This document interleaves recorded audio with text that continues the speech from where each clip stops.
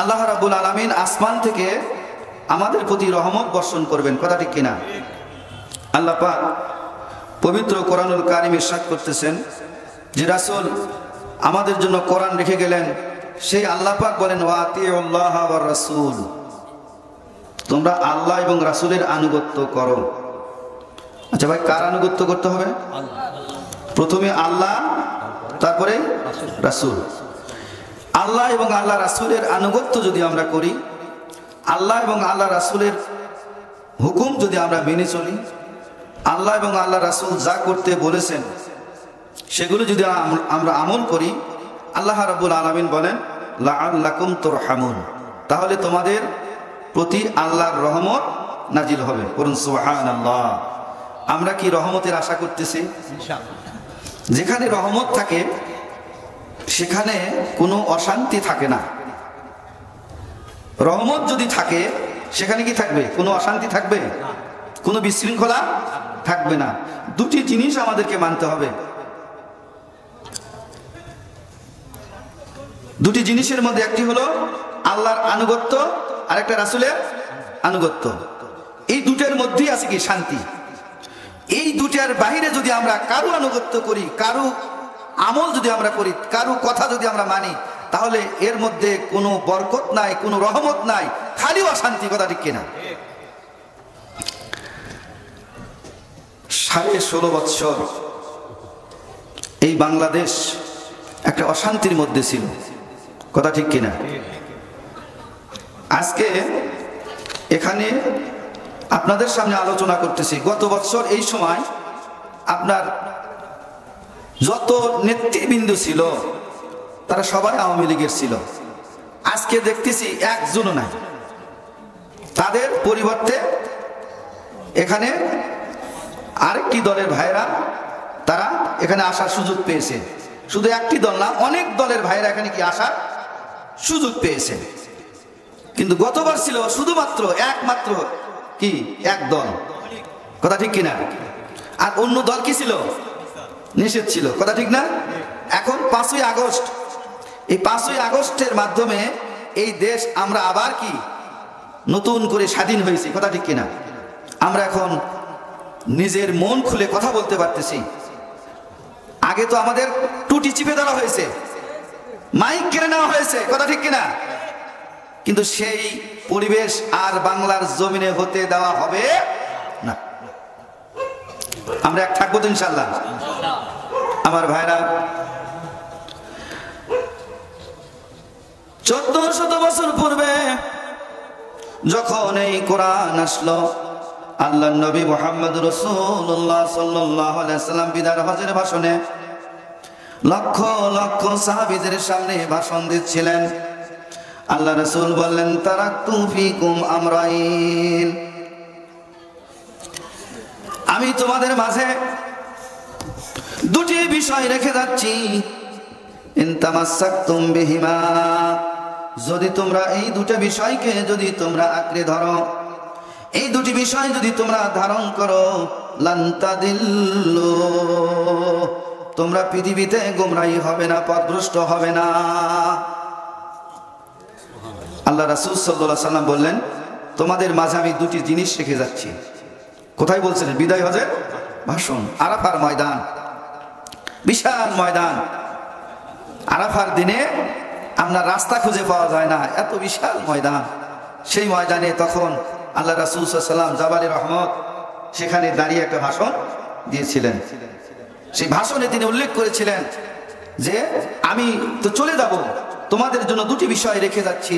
এই দুটো বিষয় যদি, দুটি কাজ যদি তোমরা তোমাদের জীবনে আঁকড়ে ধরো, সকল জায়গায় সকল ক্ষেত্রে তোমাদের কর্মময় জীবনে যদি তোমরা দুটো বিষয় যদি তোমরা মেনে চলো, লান তাদিল্লু, কখনোই তোমরা পথভ্রষ্ট হবে না। আমার ভাইরা, আজকে বাংলাদেশের মানুষ কি সঠিক পথে আছে না পথভ্রষ্ট আছে? সঠিক পথ কোনটা? জান্নাতের পথ। সঠিক পথ কোনটা? কোরআনের পথ। কোরআনের পথ সঠিক পথ। আল্লাহ রাসূল বললেন কিতাবাল্লাহি ওয়া সুন্নাত রাসূলি, এক নম্বর হলো আল্লাহর কিতাব, 2 নম্বর হলো আমার সুন্নাত। 1 নম্বর হলো কি? আল্লাহর কিতাব, 2 নম্বর হলো আল্লাহর সুন্নাত, অর্থাৎ রাসূল করিম সাল্লাল্লাহু আলাইহি সাল্লামের হাদিস। এই দুটা জিনিস আজকে আমরা কি এই সমাজে এই দুটা জিনিস কি চালু আছে? চালু আছে? নাই। তো চালু যদি না থাকে তাহলে তো আমরা পথভ্রষ্টের মধ্যেই আছি, কথা ঠিক কিনা? আল্লাহ রাসূলের কথা কি মিথ্যা হবে? তিনি বলছেন যদি তোমরা এই দুটা জিনিস কোরআন এবং হাদিস যদি মেনে চলো তাহলে তোমরা পথভ্রষ্ট হবে না, আর যদি না মানো তাহলে তোমরা কি গোমরাহির মধ্যে চলে যাবে। সম্মানিত ভাইরা, আল্লাহ রাব্বুল আলামিন বলেন ومن أعرض عن ذكري فإن له معيشة ضنكا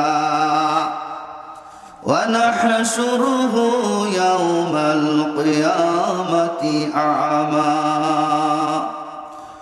قال رب لم حشرتني أعمى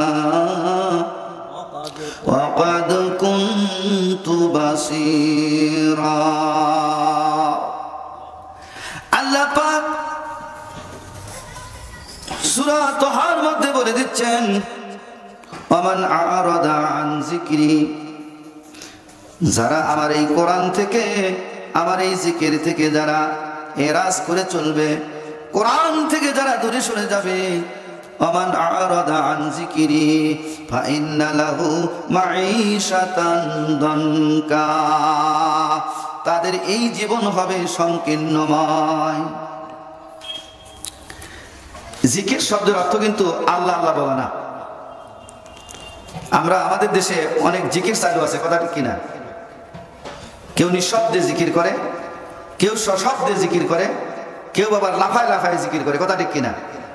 কিন্তু এই জিকির মানে হলো কোরআন। এই জিকির শব্দের অর্থ কি? কোরআন।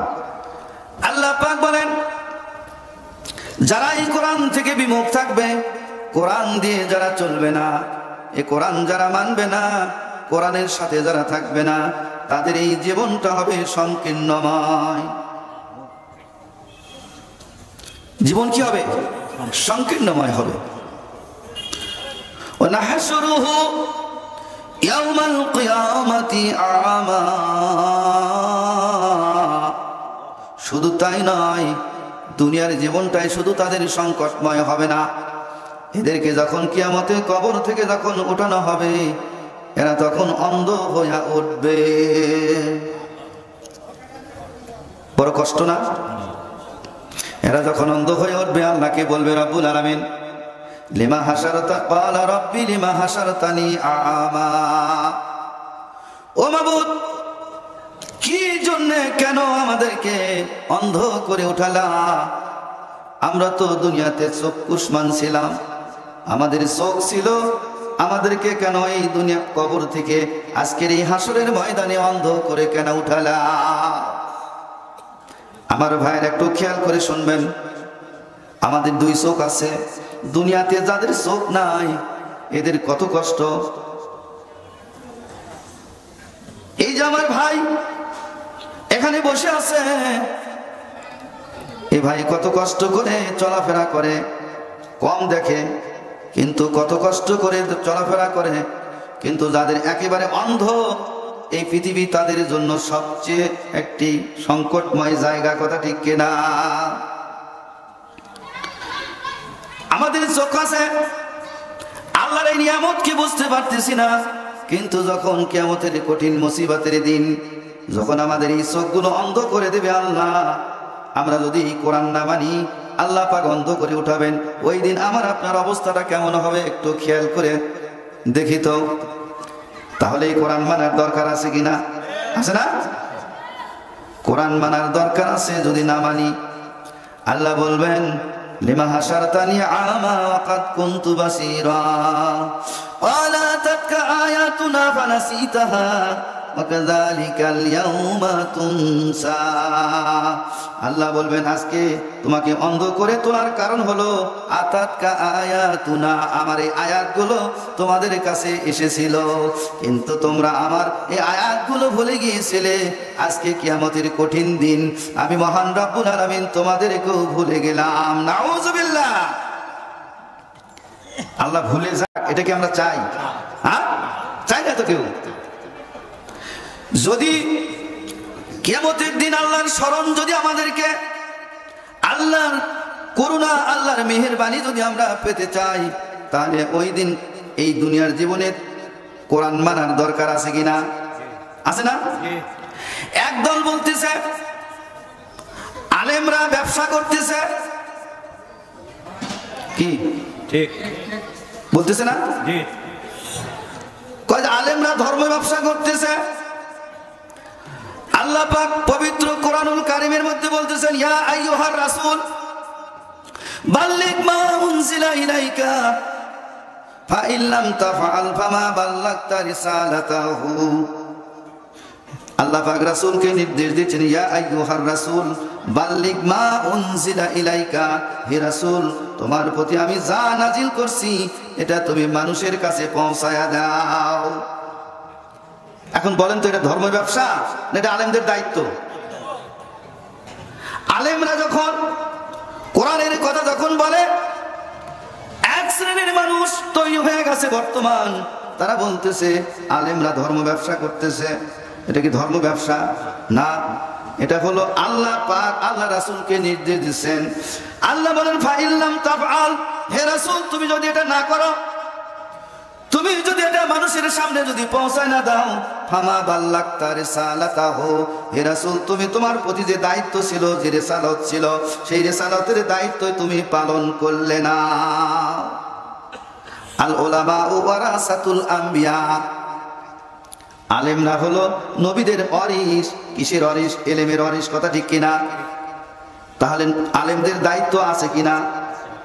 আল্লাহ রাব্বুল আলামিন বলেন, নবী গো এই দায়িত্ব পালন করতে গিয়া আল্লাহু ইয়াসিমুকা মিনান নাস, হে রাসূল আপদ বিপদ মুসিবত আসবে, আমি নিজে তোমাকে মানুষের কষ্টের হাত থেকে আমি তোমাকে রক্ষা করব। বরং মারহাবা।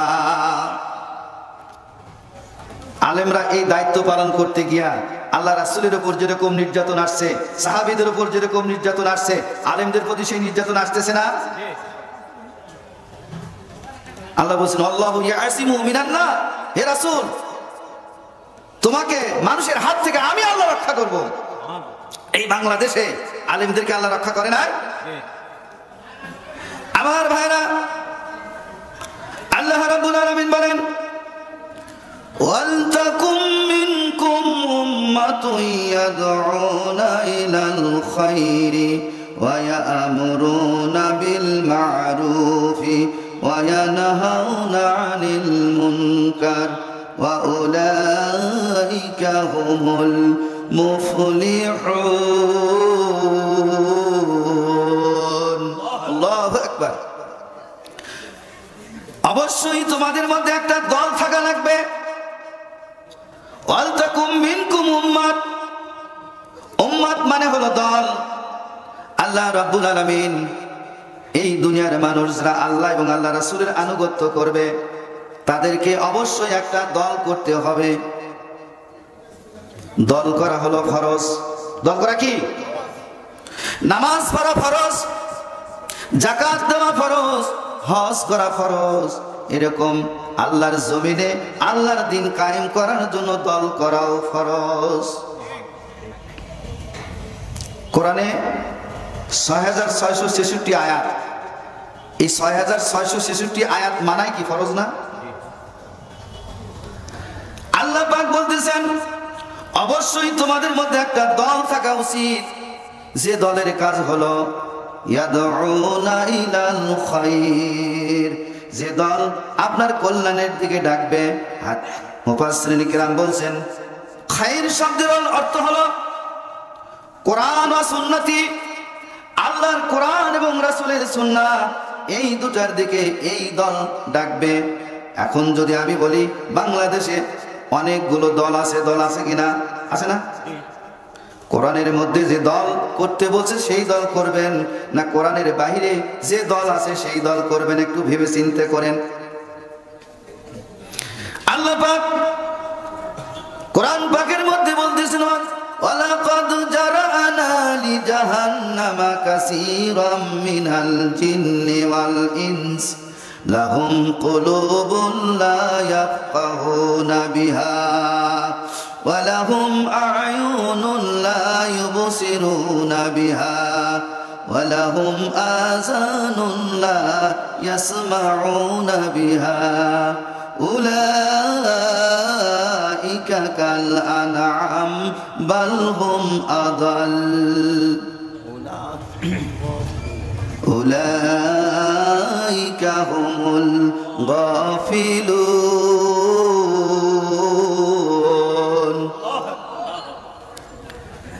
আল্লাহ বলতেছেন, ওয়ালাকাদ জারানা লিজাহান্নামা কাসীরাম মিনাল জিন্নি ওয়াল ইনস, অবশ্যই যারা আনা আমি একত্রিত করব জাহান্নামের মধ্যে, আমি জাহান্নামের মধ্যে একত্রিত করব জিন আর মানুষ দিয়া।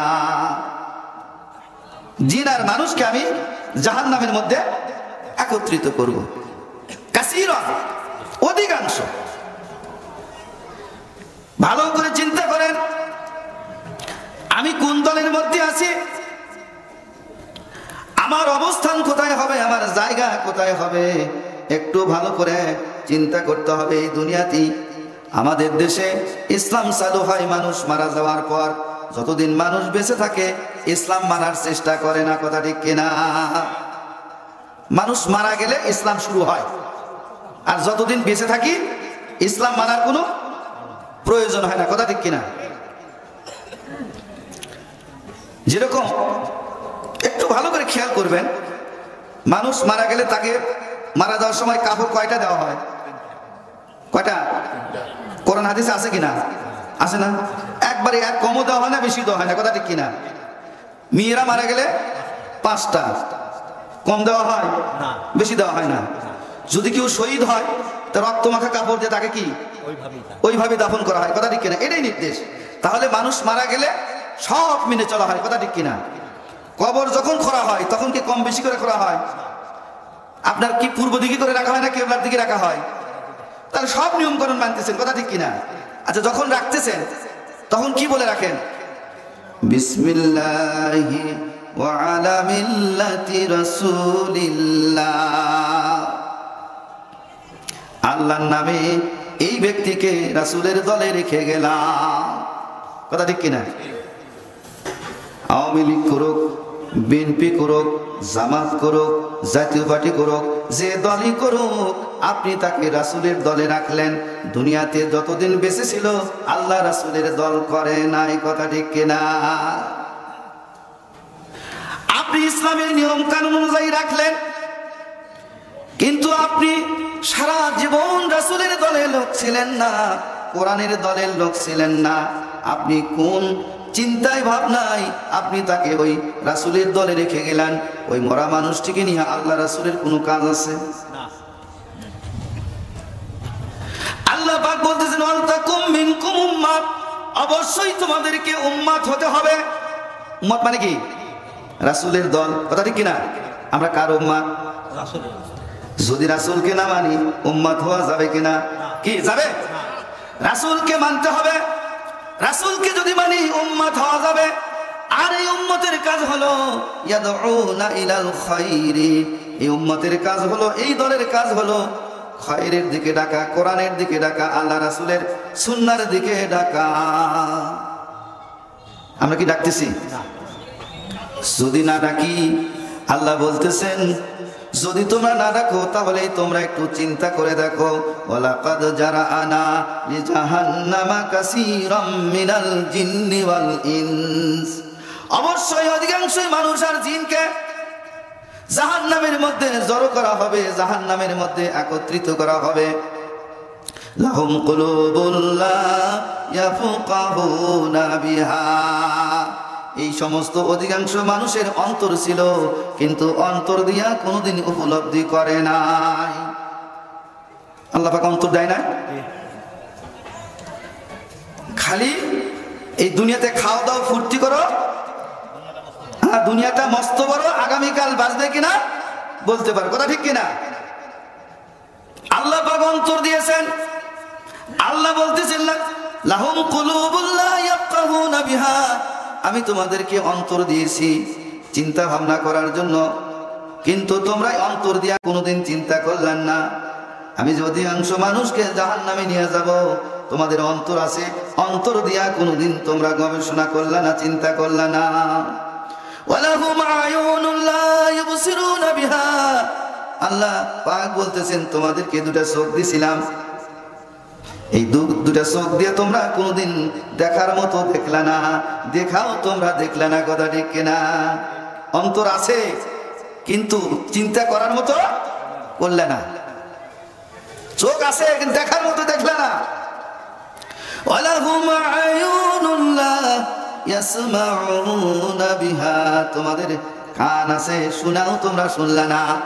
এই যে আলেমরা বলতেছে, মাহফিলে বলতেছে, বিভিন্ন জায়গায় বলতেছে যে আল্লাহর দল করতে হবে, কথা ঠিক কিনা? কি বলা হচ্ছে না? ওই দিন আমরা শুনাও শুনি নাই, বুঝাও বুঝি নাই। আল্লাহ রাব্বুল আলামিন বলেন যারা অন্তর দিয়া যারা চিন্তা করে নাই, যারা দেখেও দেখে নাই, শোনাও যারা শোনে নাই, না শোনার ভান করছে, এদেরকে আল্লাহ রাব্বুল আলামিন বলেন উলাইকা কাল আনআম, এরা হলো চতুষ্পদ জন্তু। এরা কি? এরা চার পাওয়া জানোয়ার। অন্তর আছে কিন্তু চিন্তা করে না, চোখ আছে দেখে না, কান আছে শোনে না, এরা হলো চার পাওয়া জানোয়ার, কথা ঠিক কিনা? এটা আমার কথা না, কোরআন আল্লাহ পাক বলছেন। আমার ভাইরা, উলাইকা কাল আনআম, শুধু এই কথা বলি আল্লাহ ক্ষান্ত হয় নাই। আল্লাহ বলছেন বালহুম আদল, এর চেয়েও তারা নিকৃষ্ট।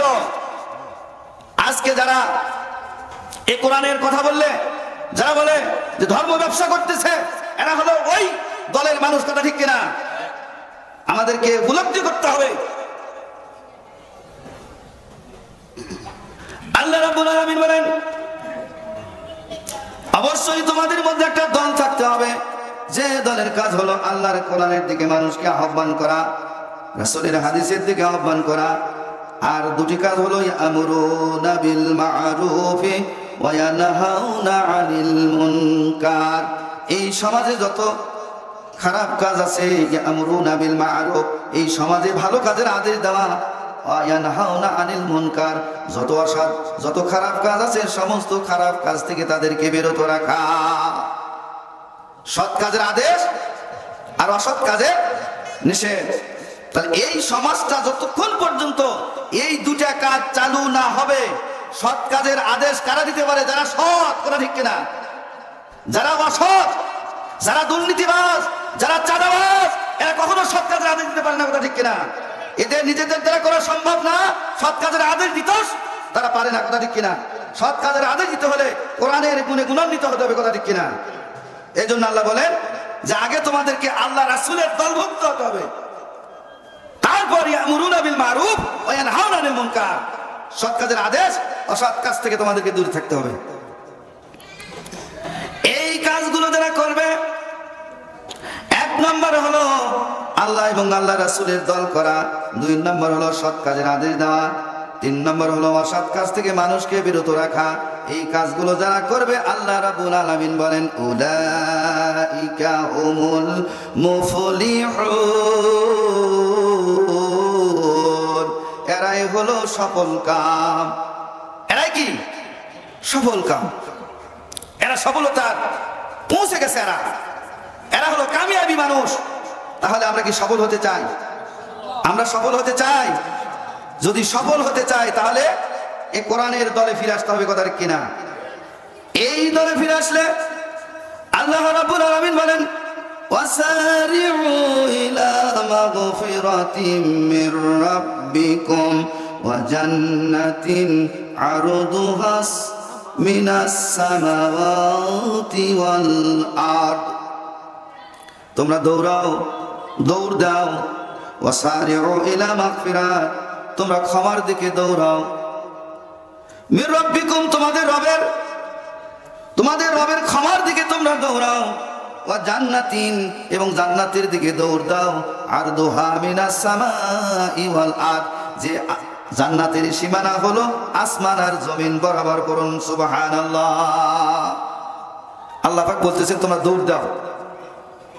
আল্লাহর কাছে বলতেছি, আল্লাহ গুনাহ করেছি, ক্ষমা করে দাও। কি আল্লাহ ক্ষমা করতেও পারে, নাও পারে, কিন্তু আল্লাহ রাব্বুল আলামিন গ্যারান্টি দিয়ে বলতেছেন, আমি মহান রব্বুল আলামিন তোমাদেরকে ক্ষমা করে দেওয়ার জন্য বসে আছি, তোমরা আমার ক্ষমার দিকে তোমরা দৌড়াও। মুফাসসিরিন কিরাম বলছেন, ক্ষমা হলো যে কাজ করলে ক্ষমা পাওয়া যায়। কেউ বলছেন নামাজের দিকে দৌড়াও, মুফাসসিরিন কিরাম কেউ বলছেন জিহাদের দিকে দৌড়াও, কেউ বলছেন তওবার দিকে দৌড়াও। এরকম ভাবে নেক কাজের দিকে দৌড়ানটাই হলো মাগফিরাত। এক নামাজ থেকে আরেক নামাজ পর্যন্ত যত গুনাহ হয়, আল্লাহ রাব্বুল আলামিন এক নামাজের দ্বারা আরেক নামাজের মধ্যে যে গুনাহ হয়েছে, এই গুনাহগুলো আল্লাহ পাক মাফ করে দেন। বলুন সুবহানাল্লাহ। হযরত আদম আলাইহিস সালাম আল্লাহ পাকের অর্ডারকে ভুলে গিয়ে গন্ধম খেয়েছিল। গন্ধম খাওয়ার পর আল্লাহ রাব্বুল আলামিন তাকে বেহেশত থেকে নিচে নামায় দিলেন। আল্লাহ রাব্বুল আলামিনের কাছে আদম আলাইহিস সালাম অনুতপ্ত হয়ে অনুশোচনা করে আল্লাহ পাকের কাছে মাগফিরাত চাইলেন। আল্লাহ রাব্বুল আলামিন তাকে শিখায় দিলেন, আদম রে, তুমি এইভাবে আমার কাছে দোয়া করো, আমি তোমার দোয়ার কবুল করে নিব। মুফাসসিরিন কিরাম বলছেন, তওবার দিকে দৌড়াও। আমাদের আদি পিতা যেভাবে আল্লাহর কাছে তওবা করে ক্ষমা চেয়েছিলেন, রব্বানা যালামনা আনফুসানা ওয়া ইল্লাম তাগফির লানা ওয়া তারহামনা লানাকুনান্না মিনাল খাসিরিন।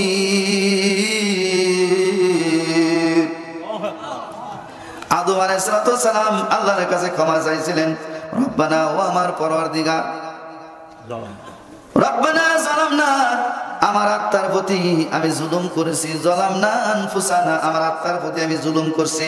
তাহলে গুনাহ করলে আত্মার প্রতি জুলুম করা হয়, কথা ঠিক কিনা? একটু ভাবি তো, আমরা জীবনে কত গুনাহ করেছি। যত গুনাহ করেছি আমি আপনি আমার আত্মার প্রতি জুলুম করেছি, কথা ঠিক কিনা? একটু চিন্তা করি। আল্লাহ পাক শিখাই দিচ্ছেন, আল্লাহর শিখানো দোয়া,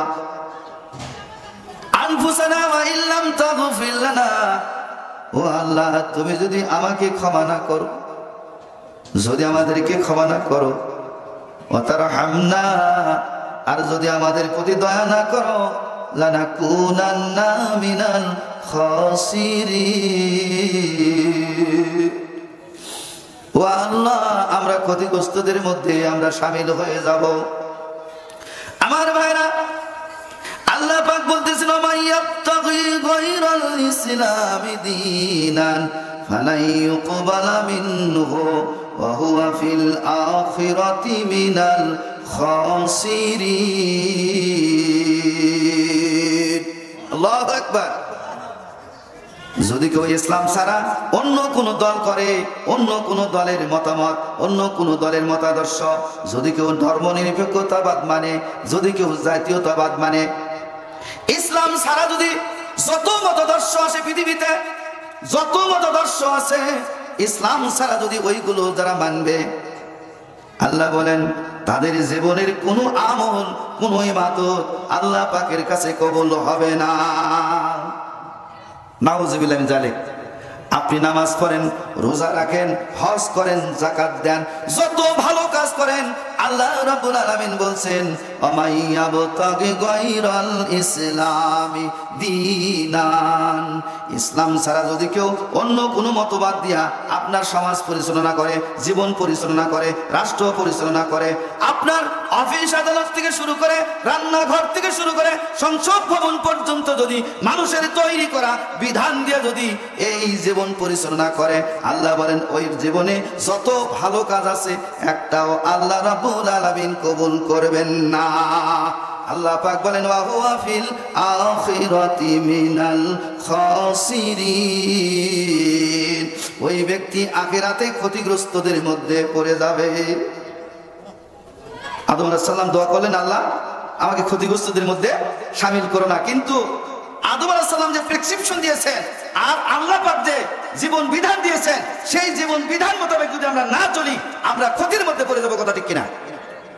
আমরা কি সেই ক্ষতির মধ্যে পড়তে চাই?